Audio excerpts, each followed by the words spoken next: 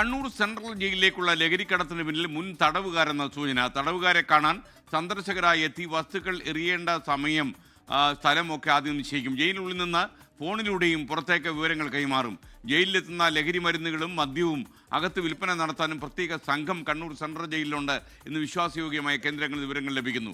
SKN, good morning. തീർച്ചയായും സൂചിപ്പിച്ചതുപോലെ തന്നെ ഈ കണ്ണൂർ സെൻട്രൽ ജയിലിലേക്ക് മൊബൈൽ ഫോണുകൾ, അതോടൊപ്പം തന്നെ ലഹരി മരുന്നുകൾ, പുകയില ഉൽപ്പന്നങ്ങളൊക്കെ എത്തുന്ന സംഭവങ്ങൾ കഴിഞ്ഞ ദിവസങ്ങളിലെല്ലാം നിരവധി കേസുകൾ റിപ്പോർട്ട് ചെയ്തിരുന്നു. ഒടുവിൽ ഇന്നലെ രാത്രി പോലും വീണ്ടും മൊബൈൽ ഫോൺ പിടികൂടി എന്നതാണ്. ന്യൂ ബ്ലോക്കിൽ നിന്നും വീണ്ടും മൊബൈൽ ഫോൺ പിടികൂടി എന്ന വിവരം ലഭിക്കുകയും ചെയ്തിരുന്നു. ഇത്തരം സംഭവങ്ങൾ ആവർത്തിക്കുകയാണ്. അതായത് ഈ തടവുകാർക്ക് ജയിലിനകത്ത് സുഖവാസം ലഭിക്കുന്നു എന്നതാണ് ഇത് സൂചിപ്പിക്കുന്നത്. അപ്പോൾ ഇതെങ്ങനെയാണ് ഈ ലഹരി മരുന്നുകളും മറ്റും മൊബൈൽ ഫോണുകളൊക്കെ ഈ ജയിലിലേക്ക് സുലഭമായി എത്തുന്നത്? അത് ഏത് വഴിയാണ് എത്തുന്നത് എന്ന ചോദ്യം ഈ പോലീസിനും ജയിൽ അധികൃതർക്കും മുന്നിൽ ഒരു ചോദ്യചിഹ്നമായി തന്നെ ഉണ്ടായിരുന്നു.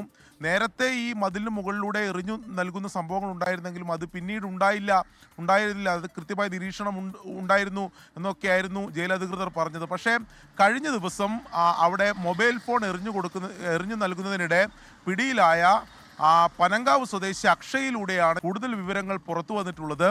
ഈ ലഹരിക്കടത്തിന്, ജയിലിലേക്കുള്ള ലഹരിക്കടത്തിന് നേതൃത്വം നൽകുന്നത് ഗുണ്ടാ സംഘങ്ങളിൽ ഉൾപ്പെട്ടിട്ടുള്ള മുൻ തടവുകാരാണ് ഇതിന് നേതൃത്വം നൽകുന്നത് എന്നതാണ് ഈ ചോദ്യം ചെയ്യലിലൂടെ വ്യക്തമായിട്ടുള്ളത്. അതിൻ്റെ ഒരു രീതി കൂടി ഇപ്പോൾ അക്ഷയിൽ നിന്ന് പോലീസ് മനസ്സിലാക്കിയിട്ടുണ്ട്.